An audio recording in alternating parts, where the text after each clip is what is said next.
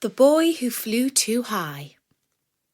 Hello, this is Natasha, and I'm dropping by with a famous little story about a father and a son who could fly.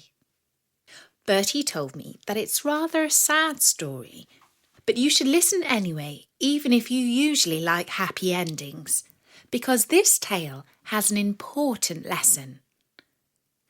In fact, it's such a good story that it's worked its way deep into the minds of many people. You will often hear it referred to in songs, films, and other stories. For instance, there's a song that goes, "You fly too high, you walk too fast." And Queen and Joni Mitchell and all sorts of bands have written songs that refer to it. The boy in the tale is called Icarus, and his name crops up all over the place, like in the James Bond film Die Another Day, and in Planet of the Apes, and even in computer games. So there's clearly something about this story that makes people remember it all their lives. I've told you before about the half-man, half-bull called the Minotaur. This strange and terrible beast lived in a deep, dark labyrinth on the island of Crete. Well, you may remember that the labyrinth was created by the cunning and ingenious mind of Daedalus. Daedalus was a brilliant architect and inventor. In fact, he was so brilliant that King Minos of Crete did not want to let him go back to his home in Athens. Instead, he kept him as a prisoner. Daedalus lived with his son Icarus in a tower of the palace, and King Minos made him invent weapons of war that would make his army and navy even more powerful than they already were.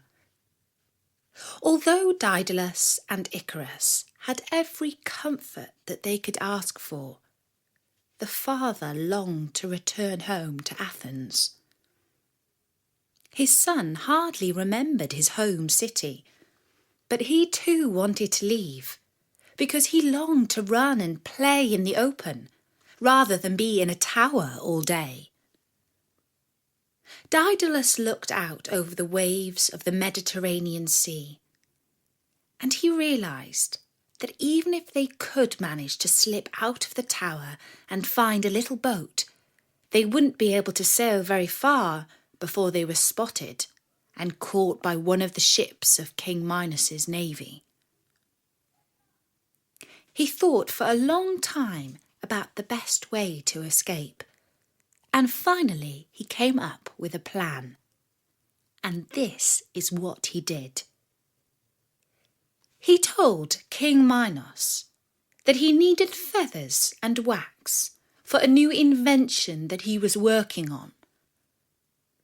When these were brought to him, he took them up onto the roof of the tower.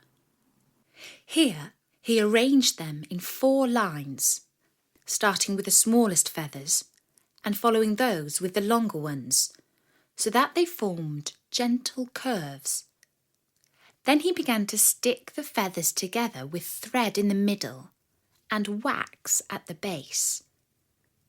While he was working, Icarus played with the wax, squashing it between his finger and thumb, and when the feathers blew away in the breeze, he ran after them and caught them.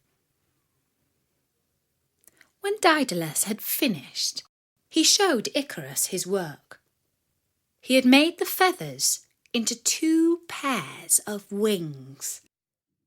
He fastened the larger pair to his arms and then began to flap them until his feet took off from the floor and he began to hover in mid-air. Icarus laughed with delight and could not wait to try out the smaller pair of wings.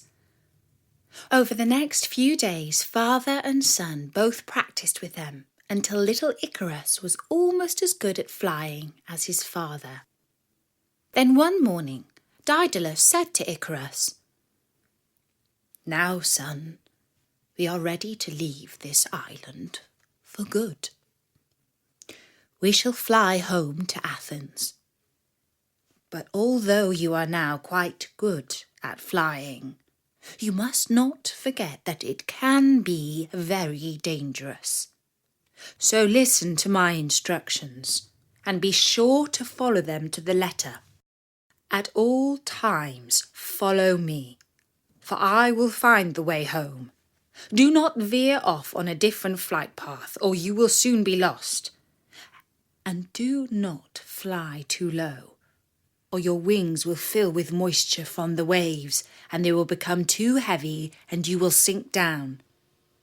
Nor should you fly too high, or the sun will heat the wax and your wings will fall apart. Have you understood all that I have said?" Little Icarus nodded to show his father that he had understood.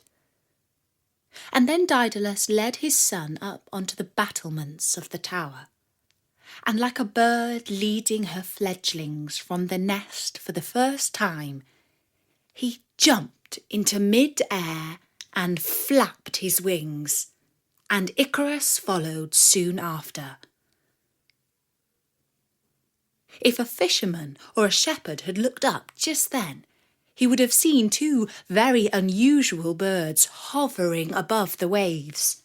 No doubt he would have thought that they had caught sight of two winged gods. For who could ever have believed that a mortal father and son had mastered the art of flight? Over the seas they flew, and at first Icarus felt frightened, for he had never ventured very far in his practice flights. But soon he found that he was really good at flying.